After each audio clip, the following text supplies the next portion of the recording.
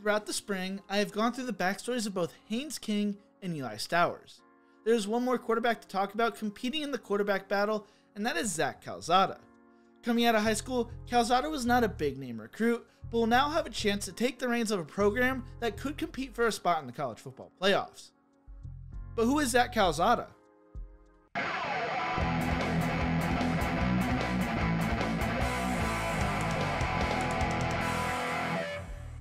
In the Who Is series, we go through the backstories of up-and-coming collegiate and pro athletes. If there's a player you want to see in future episodes, make sure to leave it in the comment section below. Zach Calzada grew up in Buford, Georgia, which is just northeast of Atlanta. Calzada attended Lanier High School, which is located in Sugar Hill, Georgia, and took over the starting job as a junior. As a junior, Calzada threw for 1,706 yards, 15 touchdowns and 11 interceptions, while also rushing for 117 yards and 3 touchdowns. Lanier would finish the season 6-5 and lost to Centennial 48-14 in the playoffs. Going into the following spring, Calzada started to get more attention from colleges due to getting bigger. He would compete on Cam Newton's 7-on-7 teams and started to impress after going under the radar. Going to his senior year, Calzada's goal was to bring a state championship to Lanier. They returned some key pieces, but were starting 4 new offensive linemen. His best game of the season came against Winder Barrow when he threw for 270 yards and 3 touchdowns, while his worst game of the season came against Dacula, throwing for 4 interceptions and losing 23-0. Calzada led Lanier back to the playoffs, throwing for 1,723 yards, 14 touchdowns and 5 interceptions, while adding 388 yards and 8 touchdowns on the ground. Lanier finished the season going 10-4, losing in the semifinals of the 6A playoffs to Lee County 42-7. Calzada finished his high school career throwing for 3,429 yards, 29 touchdowns and 16 interceptions, while also rushing for 505 yards and 11 touchdowns on the ground. He would also be invited to play in the Under Armour All-American game. Coming out of high school, according to 24/7 Sports Composite, Calzada was a 3-star recruit who was the 20th best pro-style quarterback, 48th best player in Georgia, and 487th best player nationally. He collected over 44 different FBS and FCS offers from the likes of Iowa, Louisville, Missouri, North Carolina, Oklahoma State, and Texas A&M. His first offer came from Lehigh and Georgia State during the winter of his junior year, with North Carolina State becoming his first Power 5 offer during the spring. The Aggies would actually be one of Calzada's last collegiate offers. He was invited to throw down in College Station in front of Jimbo Fisher and left the state of Texas with an offer. While visiting A&M, he fell in love with the school and thought about how if he wasn't playing football, where would he want to go? Texas A&M did not just check off the football side of things, but also the non-football side of things. As a result, Calzada would commit to the Aggies before his senior year, writing on Twitter, "This journey has been incredible. I owe thanks to my parents who have provided me with the opportunity to follow my dreams.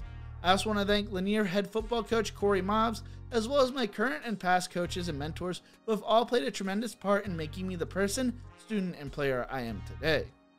With my firm commitment in place, it's time to focus on bringing a state championship back to Lanier High School." According to Gabe Brooks at 24/7 Sports, Calzada projected to be a Power 5 starter with a comparison to Brian Lewerke from Michigan State. Brooks writes, "Pro-style quarterback prospect with good height and frame length. Owns plenty of space to add bulk in college. Shows good touch on throws downfield. Can drop the ball on top of receivers down the seam. Should become great on timing patterns because of his touch and catchable ball. Not a true dual threat quarterback, but a capable runner with mobility to keep defenses honest. Extends plays with legs and makes accurate throws on the run. Needs to get quicker in his release. Throws with somewhat of a whiplash wind-up motion. Can add strength to frame the increased velocity and overall throw power. At times throws off back foot. Production has been pedestrian during junior and senior season. Possesses a promising physical ceiling and encouraging playmaking feel for the game to give him Power 5 starter potential." As a freshman, Calzada served as the backup to Kellen Mond, playing in 3 games. His collegiate debut came against Texas State when he went 4 for 9 for 38 yards. Against Lamar, he completed 4 of his 8 passes for 68 yards and his first 2 career touchdowns, one of which was a 25-yard touchdown.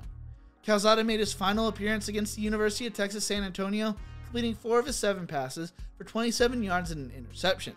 He finished his freshman year completing 12 of his 24 passes for 133 yards, 2 touchdowns, and an interception.